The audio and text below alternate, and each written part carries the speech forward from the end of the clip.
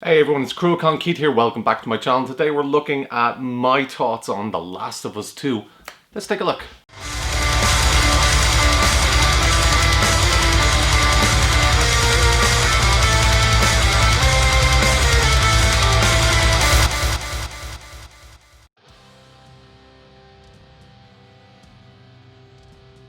Well, yesterday I finished The Last of Us 2, finally a bit late to the party. And I thought it was amazing. So that's the too long didn't read version. What did I think of the game? It was incredible.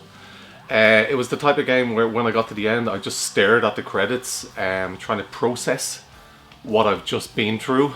It for me, it was an incredible game. Now I know it's a very, very divisive game. A lot of people have issues with various parts of it and storyline issues, but look, it won Game of the Year 2020, so I'm happy about that. A lot of people did like it for what it was.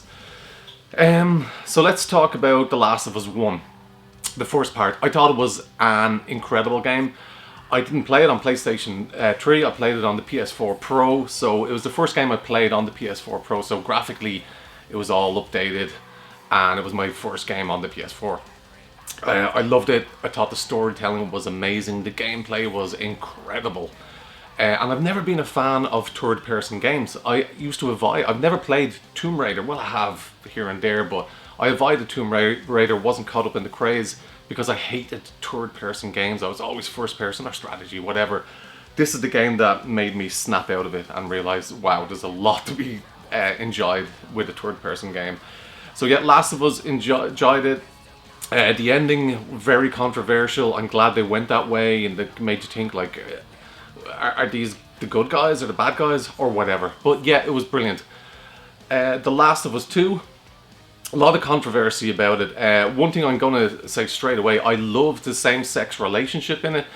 It wasn't in your face, it wasn't forced. I don't like when any relationship stuff is forced, same-sex or otherwise. But I'm glad they did it. It was such a breath of fresh air.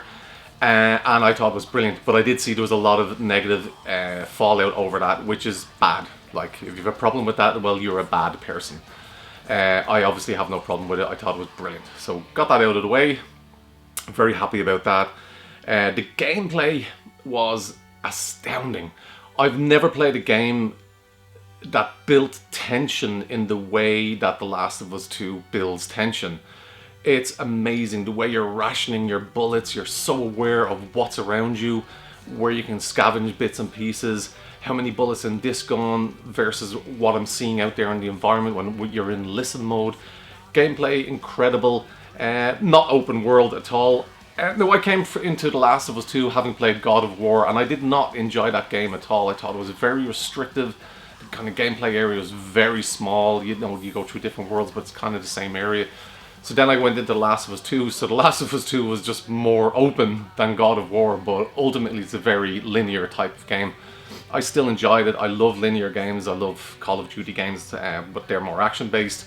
Last of Us 2 has to have that linear kind of style to tell the story that it's telling. So that's the gameplay out of the way. It was brilliant. I really loved it.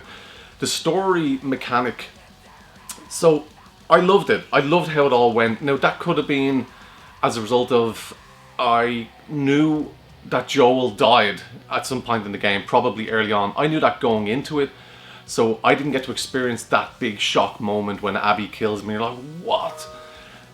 So yeah, I didn't get to experience that, which probably changed my opinion of the story going in. So we're playing as Ellie, and she's trying to avenge Joel being killed. We hate Abby at this point, whoever the hell Abby is. And you reach a point in the game where there's a standoff with Ellie and Abby, and I thought that's it, game over. Like, wow, this was a short enough game, but it was okay. And then boom, as you know, if you play the game, you're in Abby's shoes. So as you're playing through Ellie, you're killing people here, there, and everywhere.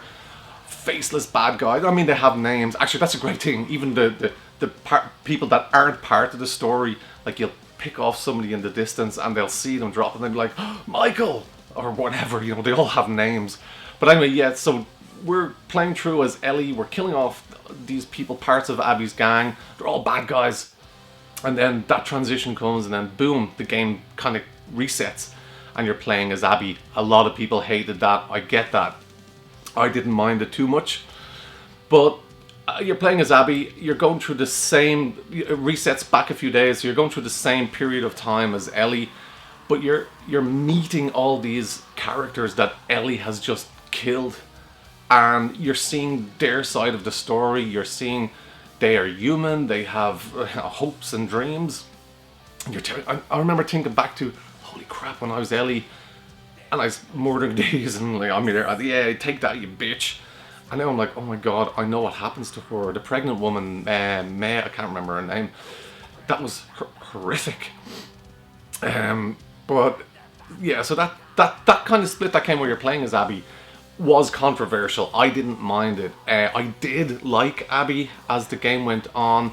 We're told that the guy that Joel killed when he burst in to rescue Ellie in the first game, I mean, it was an experimental procedure. They didn't know if Ellie would actually create the vaccine, but she was going to die in the process. We all know that game. But Joel bursts in, kills the surgeon, rescues Ellie. And I thought it was brilliant that the surgeon is Abby's dad, and she went after Joel as revenge, and I thought, well, that's brilliant. And then I really did like playing as Abby, to the point that I didn't want her to die. I know a lot of people did. Fans of Joel absolutely wanted to see her die. I didn't. So in the kind of end fight, I was like, oh my god, I actually ended up hating Ellie. So I was glad that she didn't die. And then you have the scene where Ellie and her partner are living together, and I thought that was game over. I was actually ready to just, I don't want to see this end stuff. It's like, but I did want to see. I want to see how the story progresses. But then it went on. There's a whole other hour and a half of gameplay where Ellie again goes after Abby, which I thought was a bit ridiculous. Like, you had the chance to kill her. You should have. Now you're going after her again. And in the end, she doesn't kill her anyway. Now, I was happy about that. And I was happy with that extra bit because I got a bit more gameplay. I got to discover some other weird factions and so on. But she still didn't kill Abby. Now, I was delighted because I wanted Abby to survive. It was a huge fight. Nobody came off kind of... There was no real good guys in this story. If anything, I thought Joel and Ellie, from a complete devil's advocate point of view looking in, they were the bad guys. They doomed the planet. They ended the world. Okay, they didn't create the virus, but they kind of put a stop to a potential vaccine. Then you ask the question, would the vaccine have helped anyway? There's so many dead, blah, blah, blah.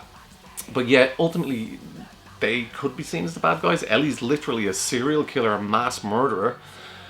And the one key thing, I think, is revenge doesn't pay. Like, the whole story is about revenge and possibly redemption.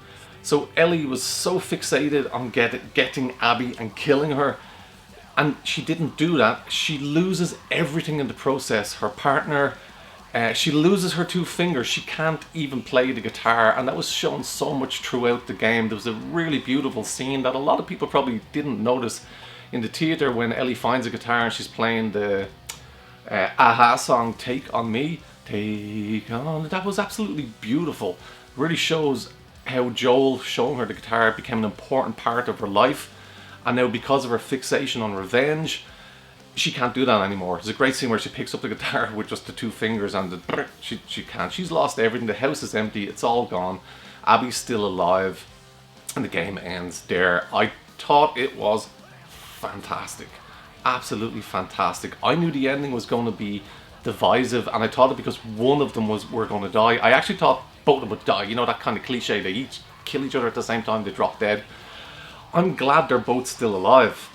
But a lot of people also were saying they didn't have the time to click with Abby. She was just forced on them.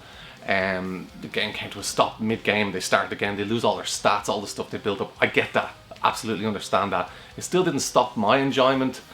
A lot of people just hate Abby because they're big fans of Joel. I get that too.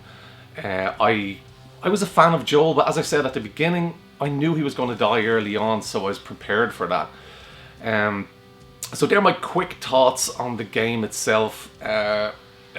Absolutely amazing experience. It really was one of those games where I just stared at the screen afterwards. I played Horizon Zero Dawn, which was another life-changing video game for me. Check out the video here. Then I played through Marvel Spider-Man, the 2018 game, loved it.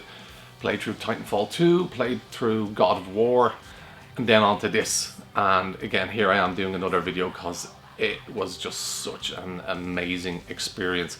So that's all. Just my few little thoughts on the game. It really, like, I'm going to say it again, it was amazing. I know it's going to be divisive, and if anyone's going to leave comments, I guess they'll be disagreeing with me. And I posted on the Irish Gaming Retro and Modern Facebook group, links in the description, if you want to join. It's not just for Irish people, anyone can come in. A guy said to me, look, nobody performs normally during a zombie apocalypse. We don't know how people will react or what they'll do, what their motivations will be. Ultimately, people want to survive. That's understandable. So that's a different way of looking at it. Ellie and Joel did what they did to survive. Joel lost his daughter in the first ones. He'll do anything to keep Ellie alive, even if it means dooming the human race. So a lot of different opinions. A lot of people have definitely different views on the game and the story. But for me, personally, it was not flawless. It was a bit like the Lord of the Rings, that ending, like, oh my god, can we just wrap this up now? But it was fantastic. Okay guys, hope you liked the video. See you on the next one. Goodbye.